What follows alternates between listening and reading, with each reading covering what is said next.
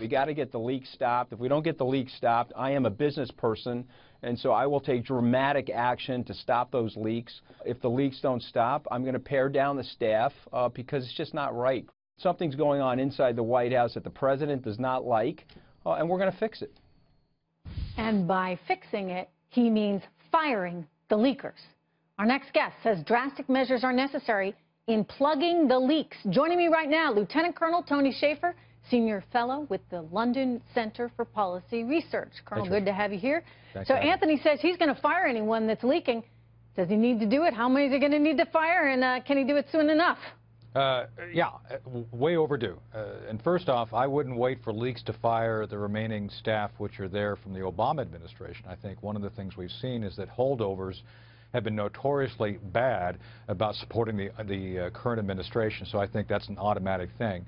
They need to increase the number of people who actually know what they're doing and are effective over there, too.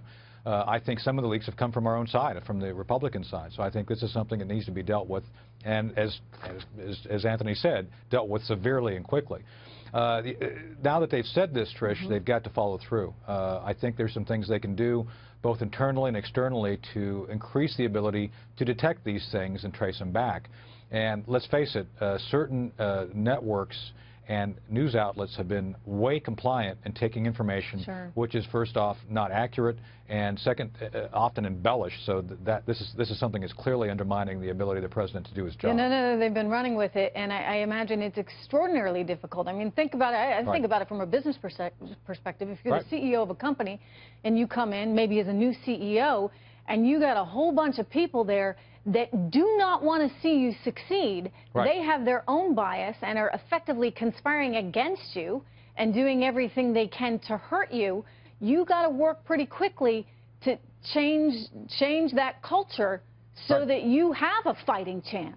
Right, and using that metaphor of a business, look, President Trump is answerable to the board of directors, which is the American people, and President Trump understands that.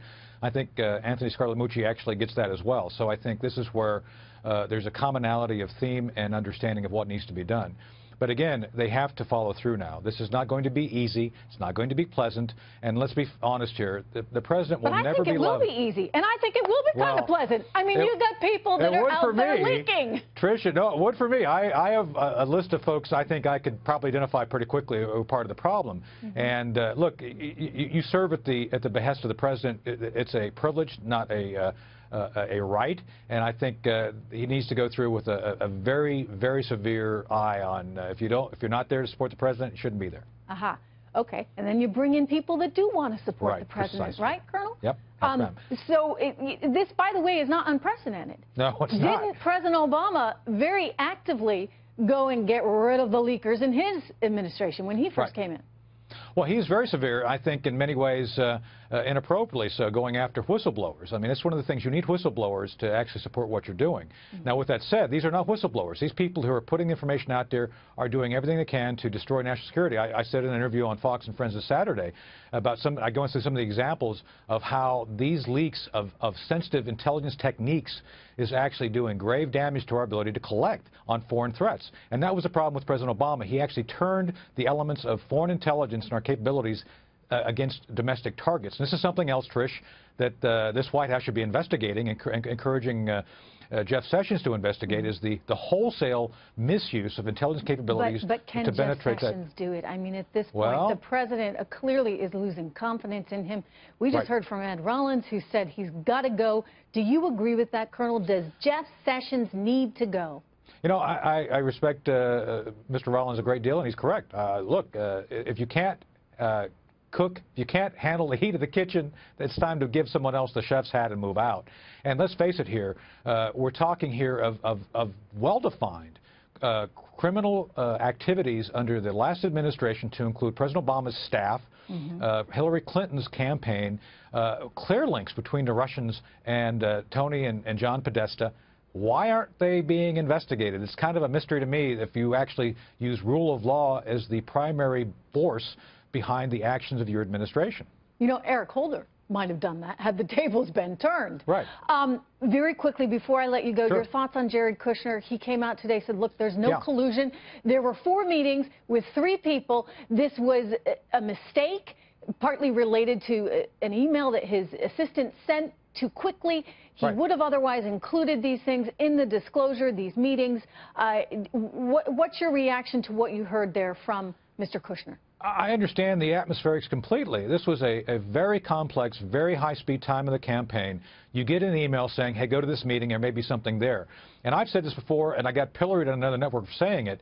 Everybody had to go to that meeting to find out what exactly was the dirt, if there was dirt on Hillary Clinton. Let's be clear on this, Trish. You or I would be responsible to go to a meeting like that, even if it's presented by a foreign threat, because the last thing you want is the idea of a foreign power having dirt on a potential president of the United States. So, again, this is where it's turned 180. You had to go do that. You had to find out.